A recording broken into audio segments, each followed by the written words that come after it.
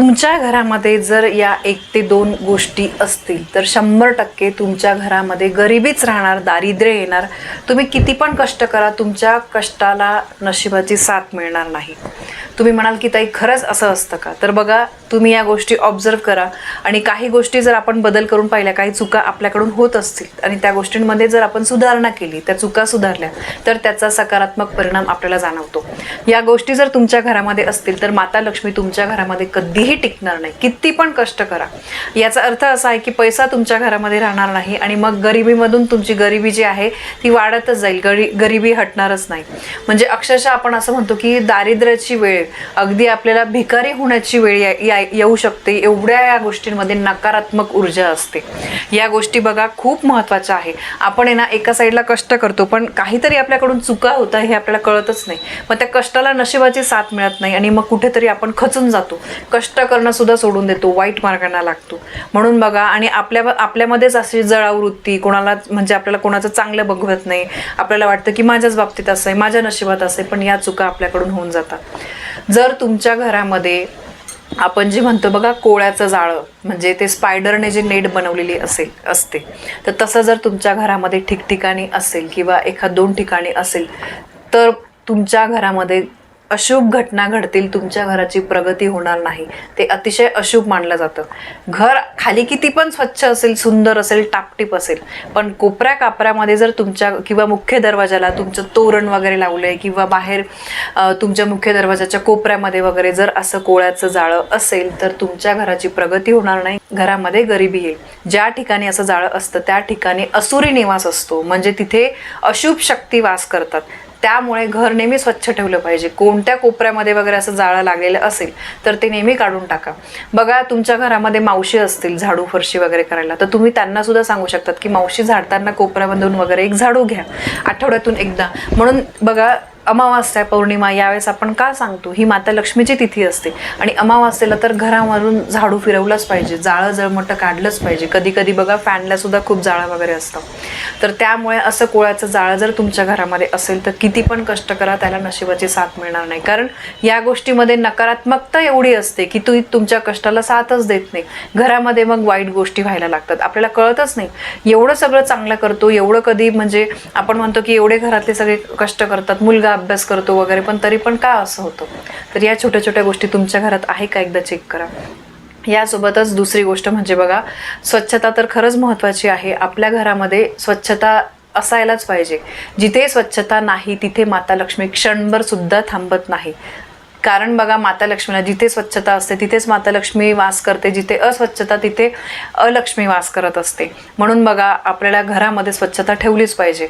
अगदी वर्षभर दिवाळीला चावरू आणि आत्ता रोज म्हणजे वर्षभर आपलं घर, कारण बघा आपल्याला माहिती आहे आज घर आवरलं का परत 4 दिवसांनी ते तसंच होऊन जातं. घरामध्ये मुलं असतात वगैरे, होतं या गोष्टी. पण आपण एक सवय लावून घेतली ना की नाही, थोडं थोडं प्रत्येक ठिकाणी आपण बघितलं पाहिजे. घरामध्ये अडगळीचं सामान सुद्धा जास्त वाढवू नका. ज्या गोष्टी कामाच्या नाही त्या तुम्ही देऊन टाका. भंगार, रद्दी वगैरे सामान, जुने कपडे, चपला, बुटं हे तुम्ही कधी पण साचवून ठेवू नका.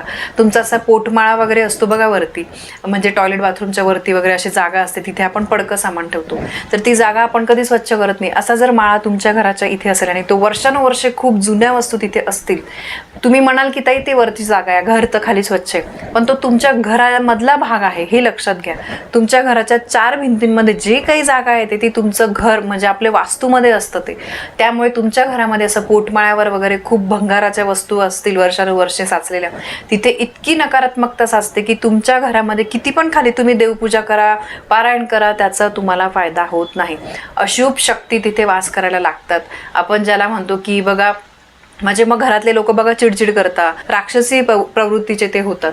तर त्यामुळे असं तुमची अडगळीच्या ठिकाणी काही घाण वगैरे असेल, भंगार असेल तर ते देऊन टाका.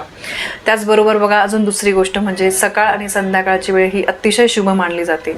अशामध्ये शुभ शक्ती आपल्या घरामध्ये प्रवेश करत असतात आणि तशातच तुमच्या घरामध्ये जर भांडणं होत असतील, म्हणजे बघा सकाळची वेळ किती शुभ असते, घरामध्ये पूजा अर्चा वगैरे सगळ्यांकडे चाललेल्या असतात आणि संध्याकाळच्या वेळेस बघा आपण दिवा अगरबत्ती लावत असतो आणि अशातच तुमच्या घरामध्ये मोठमोठ्याने शिवीगाळ, भांडणं वगैरे असे चालत असतील, लक्ष्मी येण्याची ती वेळ असते, उगाचच कारण नसताना वादावाद होत असतील, तर अशामध्ये सुद्धा लक्ष्मी क्षणभर सुद्धा तुमच्या घरामध्ये थांबणार नाही, तिथे लक्ष्मी टिकत नाही.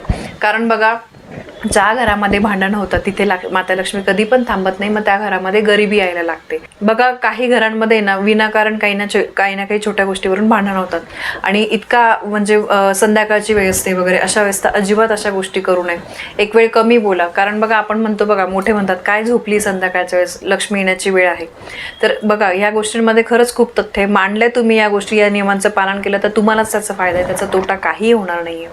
दुसरी गोष्ट म्हणजे तुमच्या देवघरामधल्या मूर्ती वगैरे खंडित झालेले असतील किंवा फाटलेले फोटो फ्रेम वगैरे असतील, तुम्ही स्वच्छता ठेवत नसाल तर बघा, देवघरातली फोटो वगैरे तुम्ही पुसत नसाल, धूळ वगैरे झालेली असेल देवघराच्या आसपास वगैरे, तर तिथे सुद्धा माता लक्ष्मी टिकत नाही, त्या घरामध्ये सुद्धा गरिबी यायला लागते. कारण बघा तुम्हाला जर तुमच्या देवघराची वगैरे निगा राखता येत नसेल तर तुम्ही अगदी मोजकेच देव ठेवा, छोटासा देवारा ठेवा. असं नाही की अगदी छान मोठा. आपण काय करतो, लोकांना छान दिसण्यासाठी देवघर ही देखाव्याची किंवा शोची वस्तू नाहीये. आपल्याला किती मॅनेज होतं, तो देवघर जर तुम्ही पूर्ण सेपरेट देवघर ठेवलेलं आहे ते रोज स्वच्छ पुसलंच गेलं पाहिजे. जाळं जळमटं तिथे तर अजिबात नको.